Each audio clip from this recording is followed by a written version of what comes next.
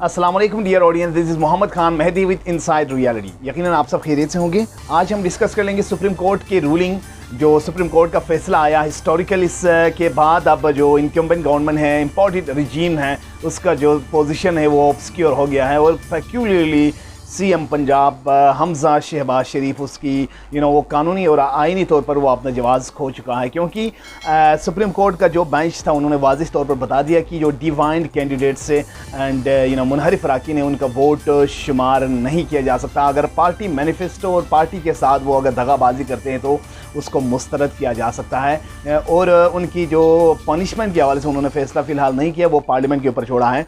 अगर मैं इसकी डिटेल में अगर आपको बात कर लूँ तो जो ये सदारती रेफरेंस था प्रेसिडेंशियल ऑर्डिनेंस, जिसकी सुप्रीम कोर्ट में समाअत की गई, आर्टिकल 63A की इंटरप्रिटेशन की गई और इसके तहत उन्होंने ये फैसला सुना दिया। इसमें सुप्रीम कोर्ट की मैं द न्यूज़ को कोट कर रहा हूँ। 5 member larger bench of supreme court headed by justice Umar Bandial and comprising justice Munib Akhtar, justice Ijazul Ahsan, justice Mazhar Alam और जस्टिस जमाल खान मंदोखेल, इन तमाम ने एक मुश्तरका बेंच था, उन्होंने फ़ैसला सुना दिया और इस केस की हेयरिंग की। और इसके बाद उन्होंने ये फ़ैसला सुना दिया कि जो मुनहरिफ अराकीन हैं वो अपने पार्टी के साथ, उनके मैनिफेस्टो के साथ दगाबाजी नहीं कर सकते, इसलिए उनका वोट मुस्तरद किया जाता है। इस हवाले से जब ये खबर आई तो ऑब्वियसली एक एक्सीजेंसी का फ़ज़ा है पूरी मुल्क में, क्योंकि ये बड़ा हिस्टोरिकल लैंडमार्क फ़ैसला है। अगर थोड़ा सा पहले आते ये फैसला तो इन तमाम एक्सीजेंसी से बच सकते थे। कहा जाता है कि justice delayed is justice denied. अगर जस्टिस को जितना हद हो सके स्पीडी जस्टिस पाकिस्तान में एक इशू रहा है। Still more than 2.5 million cases are pending in Supreme Court in various aspects. तो ये हमारे लम्हा फ़िक्रिया है। फिर जाकर कहीं किसी का कत्ल का केस हो, किसी की असैसिनेशन की केस हो, डेकोइट की केस हो, थेफ्ट की केस हो, ये तमाम चीज़ें फिर बड़े संगीन सूरत इख्तियार कर लेते हैं। अब हम ये बात करें कि सुप्रीम कोर्ट के फैसले के बाद आर्टिकल 63A के बाद अब सीएम पंजाब की पोजीशन वहाँ पर क्या है। अगर ग्राउंड रियलिटी को देखें, कॉन्स्टिट्यूशन की बात कर ले तो सीएम पंजाब के लिए 185 वोट सिक्योर करना होता है, रिक्वायर्ड होते हैं 186 के करीब। उसको सिक्योर करके वो आगे सीएमशिप तक पहुँचते हैं। हमजा शहबाज को मुनहरिफ अराकीन की 25 वोट मिलाकर 197 उन्होंने अचीव कर लिया था। अब उनके वो वोट उन्होंने, उनका जो मिकदार है, जो क्वांटिटी है, वो अब खो चुके हैं। अभी जो सिचुएशन है, रीसेंट सिनारियो अगर मैं आपको पेश कर लूँ तो पीटीआई पाकिस्तान तहरीक इंसाफ के पास 183 सीट्स हैं, पाकिस्तान मुस्लिम लीग नवाज़ के पास 165 सीट्स थे, पाकिस्तान पीपल्स पार्टी के पास 7 सीट्स हैं।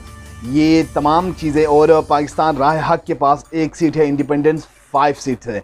और अब सुप्रीम कोर्ट की वर्डिक्ट के रोशनी में अगर देखा जाए तो हमजा शहबाज उसके पास 172 वोट्स है, तो वो मेजॉरिटी उसके पास जो अक्सरियत का वोट चाहिए था, जो रिक्वायर्ड है कॉन्स्टिट्यूशनली, वो खो पाए हैं। और पाकिस्तान तहरीक इंसाफ के पास भी वो जो रिक्वायर्ड वोट है वो उनके पास भी नहीं है। इस तरह से ये एक after subtracting the 25 dissidents the PTI PMLQ alliance has also a total of 168 votes। अगर PTI और पाकिस्तान मुस्लिम लीग काफ, उनके परवेज़ इलाही का ग्रुप अगर मिला दी जाए तो उनकी 168 बन जाती है। इसके बाद मजीद पर even with the backing of 1 member of the Rai Haq party and 5 independent, there appears to no side with a clear majority for which supporter of 186 members is required. 186 member बनाने के लिए दोनों साइड के लिए अब वोट नहीं है। हमजा शहबाज मेरे ख्याल से काफ़ी एक क्रॉस रोड पर खड़ा है, और पीटीआई और पीएमएलएन दोनों के पास कोई इख्तियारात फ़िलहाल वाज़िह पोजीशन उनके पास नहीं है। अब ये इंडिपेंडेंट उनके पास कैंडिडेट के पास रिलाई करते हैं, either they want to join either of the sides. इसके अलावा अगर हम बात कर ले तो ये गवर्नर की बात कर ले तो उसके पास भी एक सवाबदेही है, इसके पास भी इख्तियार हासिल है कि वो डायरेक्ट कर सकते हैं सीएम पंजाब के लिए कि वो एतमाद की वोट ले लें। इस सिचुएशन में सिचुएशन और भी ख़राब हो सकते हैं अगर वो इसको कॉन्फिडेंस की वोट लेने में नाकाम नज़र आए। द गवर्नर में also dissolve the provincial assembly in his direction, उसके पास पावर है कि वो असेंबली को फिर तहलील कर सकते हैं, but subject to the previous approval of the president where a vote of no confidence having pass against the chief minister no other member of the provincial assembly commands the confidence of the majority of the provincial assembly. तो इस सूरत हाल में अगर हम देखा जाए तो ये सूरत हाल बहुत नाजुक हो चुकी है और शहबाज शरीफ भी एक वोट की बरतरी पर वो अपने प्राइम मिनिस्टरशिप के ऊपर है और रिसेंटली MKM ने अलहदगी अख्तियार के लिए पोजीशन में है। ऐसी सूरत हाल में नो कॉन्फिडेंस वोट अगर लाते हैं या कोई और प्रॉब्लम होती है, वो पार्टी का अरकान मुकर जाते हैं। अब अगर सदारती ऑर्डर आ जाते हैं कि आप अपना एतमाद का वोट ले लें क्योंकि सदर के पास इख्तियार है, वो प्राइम मिनिस्टर को भी कह सकते हैं और CM को भी कह सकते हैं, फिर सूरत हाल पेचीदा हो सकते हैं। इंटरिम गवर्नमेंट के अलावा कोई चांस नहीं बनता है। इसलिए हम बार बार अपने सेशंस में कहते चले आ रहे हैं कि इनएविटेबल हो गया है कि अब मुल्क के लिए जनरल इलेक्शन के सिवा कोई ऑप्शन नज़र नहीं आता, क्योंकि मुनहरिफ अराकीन है इसकी फ़ैसले उनके ख़िलाफ़ सुप्रीम कोर्ट का ये फैसला आया है। इसके तहत अब मुल्क में कोई CM शिप का ओहदा वो खो चुका है और प्राइम मिनिस्टर के लिए भी काफ़ी मुश्किलात है। वो आने वाले 24 घंटे और 72 आवर्स काफ़ी डिसाइसिव हो सकते हैं।